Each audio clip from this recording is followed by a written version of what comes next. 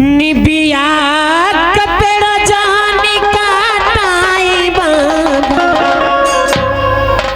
निबिया चिरयन के पासे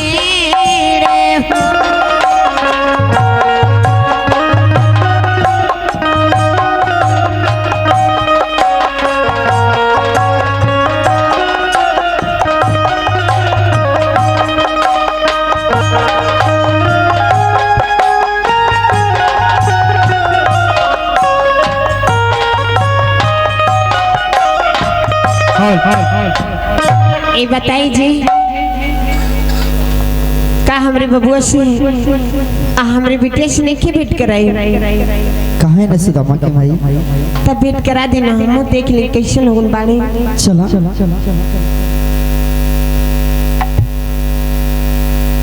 दिल ना लगई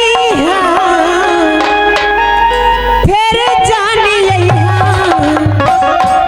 दिल ना लगई फिर जानी अब जा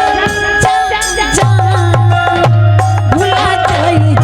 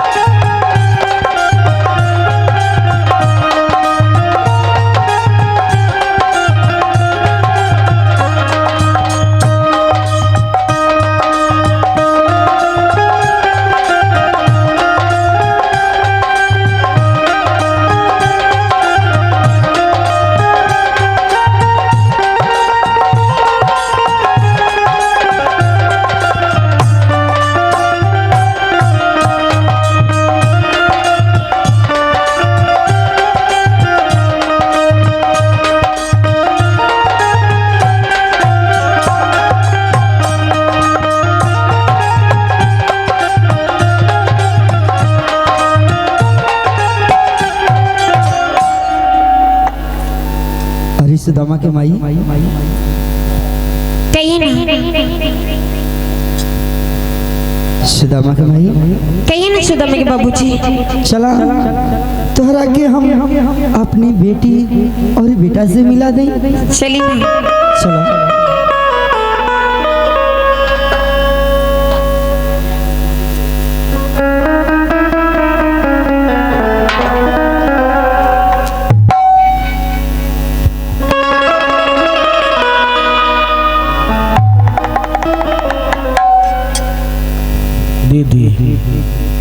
भैया ये दीदी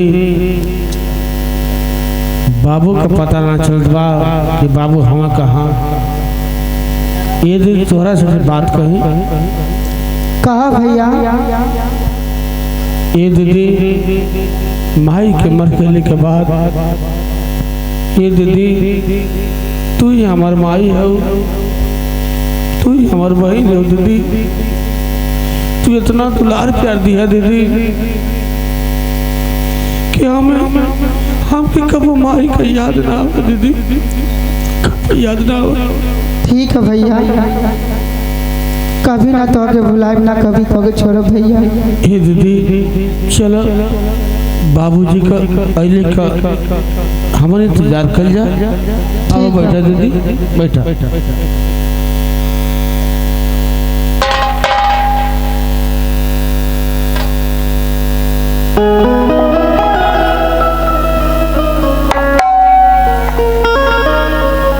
बेटा सुदामा, ए बेटी शांति। बेटा सुदामा। अरे बाबू तू आ गईला। हाँ बेटा। गोर लगता रे बाबूजी। खुश रहो बाबू, खुश रहो। अरे शांति। हाँ बाबूजी। कैसन बेटी, कैसन हो गई तू? का करी बाबूजी, माई के चल गए के बाद कुछ ठीक ना लगता। ए बेटा सुदामा, ए बेटा बोले बाबूजी। हम एगो बहुत बढ़िया गलती कर देने बेटा। अरे बाबूजी तो उससे कौन सी गलती हो गई बाबूजी? हाँ बेटा मुझसे ही कहते हैं। तो बोला बाबूजी आखिर तो उससे कौन बहुत बढ़िया गलती हो गई? बता दी बाबू। अरे बाबू तू ना बतेबा तो हमारा भाव कैसे जानल जाए बाबू? ए बाबू सुदामा। हाँ बाबूजी।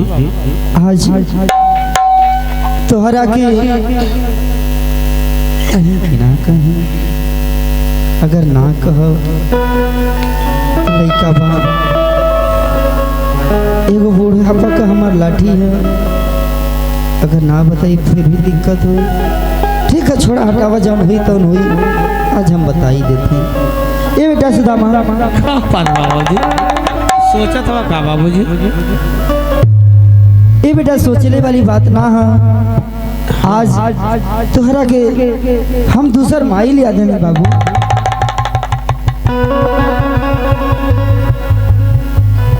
हमारा बदे दूसर माई लिया जाला? हाँ बेटा सुदामा। ये तो बड़ी खुशी वाली बात है बाबू। दीदी आवा दीदी है आवा। हाँ भैया। ये दीदी तोरा से तो बात कही। हाँ भैया। माई से तो बाबूजी वादा करे रहे कि हम दूसरा शादी ना करब। हाँ भैया। आज बाबूजी कहत बाड़ा कि हमन बदे माई लिया जाला। ये दीदी लोग कहेला दीदी कि जोने मैं खुशी माई बाबू का वही मेरी दीदी बेटी बेटा का खुशी है। हाँ भैया। अगर हमारे बाबूजी शादी कर दिला कलेला हमन के प्रति माई लिया के चलेला, ये तो बड़ी खुशी वाली बात है। हाँ भैया हमन का जिंदगी फिर से लौट आई। ठीक है दीदी, तब बाबूजी से कहा जाता है माई से मिलवावा। ठीक बा बाबूजी अगर तू दूसरा शादी करेला हमन बदे माई लिया झला बाबूजी। हाँ बाबू। तो का तू माई से मिलवा ना सकेला? काहे ना बेटा, काहे ना तोरा से मिलाई तन मिलवा दे बाबू। ये सुदामा के माई।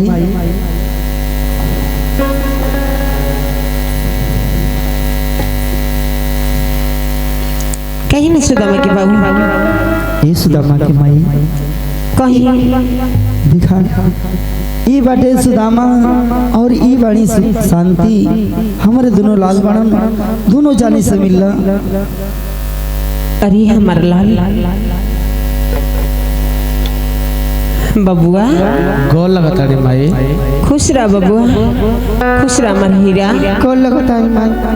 खुश रह बिटिया।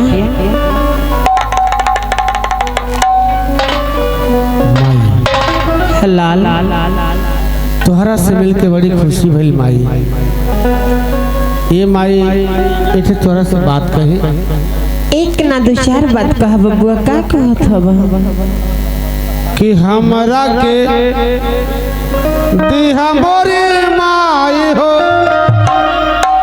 हमरा के दिहा मोरी माई हो, बहुत हो दुलारा।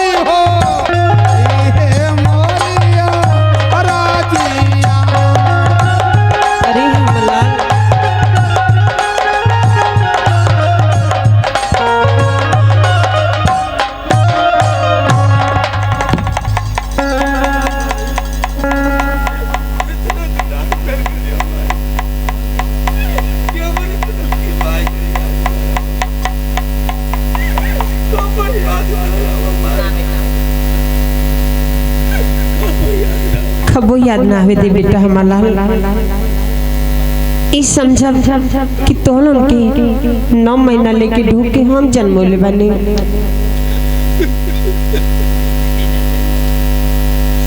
ठीक बाबा, तोहरा से मिल के हमार भाव के बड़ा खुशी भइल माई। ठीक है हमार लाल। बेटी शांति। हाँ बाबूजी। हमने के खेते जाए के बा, तो ये बेटी चला हम तो चले जाए। और बेटा सुदामा हम तो उनका के कह देते हैं कि उनका नई माई है, कुछ जानत में सुनत है, चल के कौन चीज का कमी हुई तो उनका के लिया के दिया। ठीक बा बाबूजी। बेटा सुदामा, ये बेटा हम जाते जा खेते और तू अपनी माई के संगे रही। अगर कोनो कमी हुई, कोनो सामान चाहिए अगर तो लिया हुआ कि अपने माई के दे दी है बाबू। ठीक बा बाबू। सुदामा के माई हम और शांति जाती जा खेते। चाहिए जी सुदामा के बाबूजी, तने जल्दी कोशिश कर जाइए। ठीक बा सुदामा के माई।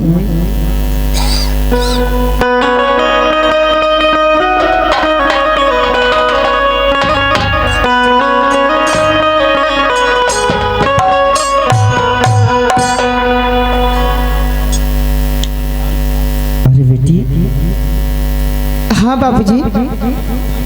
तो हर बाबू सुदामा घर में रही है, तोहर माई नहीं बाड़ी। कोनो चीज का कमी हो तो खुद ही लिया के दे दिया। हाँ बाबूजी। अगर हमन के अनहारो हो जाए तो कोनो बात ना रही, कम से कम खाना होना बनावे खातिर पानी हुई तो बाबू लिया ही दे। हाँ बाबूजी। चल हमन चल जा खेते। ठीक बा। चला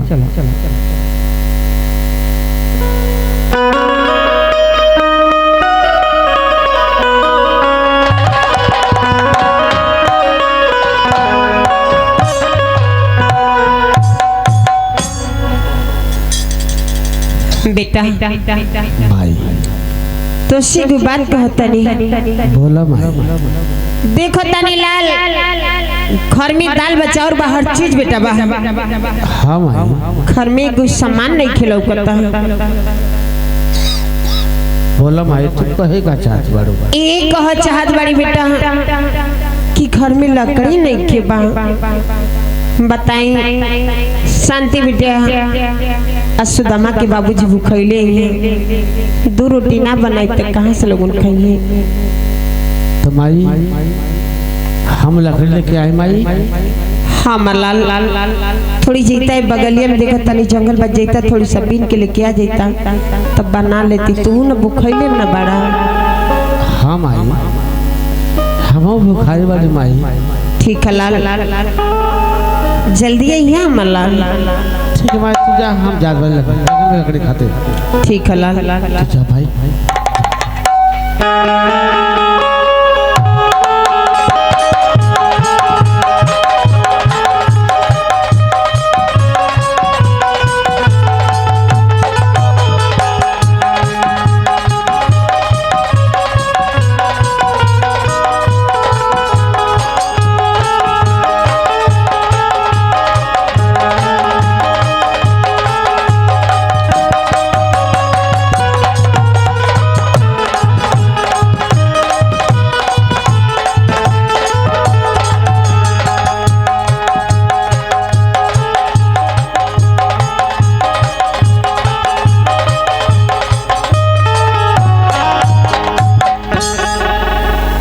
बाहरे माई एगो हमार माई रहा कि कब अपने आँख से अपनी नजर से हमके दूर ना कैली। एगो ही माई बाड़ी कि हमके जंगल में लकड़ी खातिर भेजत बाड़ी। अगर कुछ हो गई तो हमार दीदी हमारे बाबूजी जीते जी मर जाइए। लेकिन बाबूजी कहला कि तुहार माई जन कहिए बाबू करिया, अगर बाबूजी का कहना ना मान बाड़ी तब बबुराई बाई। हम जंगल में जाई जरूर लकड़ी लेके आई। चल तुम्हारे जंगल में भाई हमारे खातिर लकड़ी मंगले बाबू का कहना जरूर कर। भाई बाबू का कहना सर्वेट मानो। चल तुम्हारे जंगल में कैसे भैया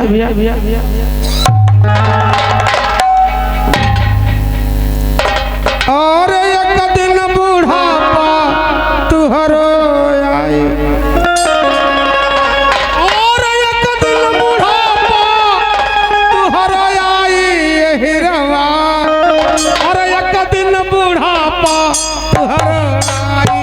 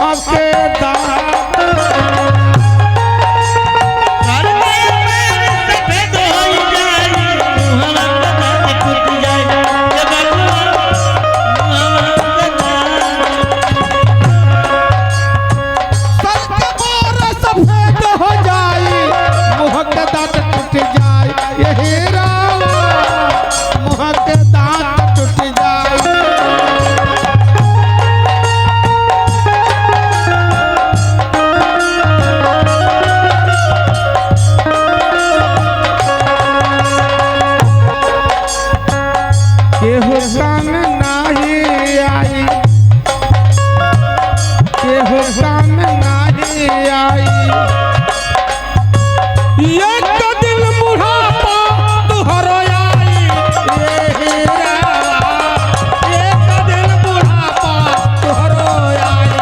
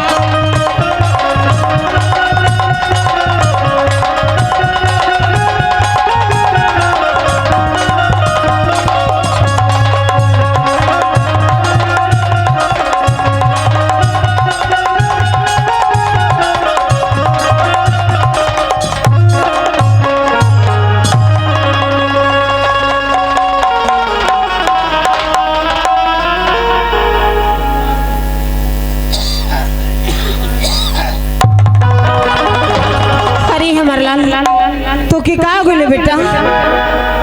बेटा उठ के बैठा बेटा।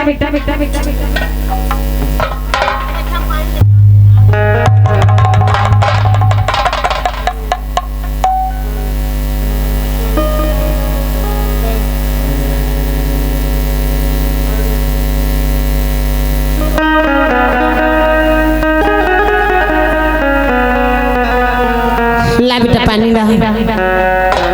अरे हमार लाल तुला पानी पिला बेटा।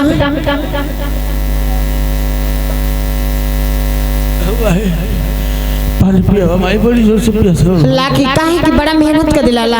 हां माई पानी पिया। बैठ के बेटा पिए जला, ठाड़ा होके नहीं के पानी पिए जला।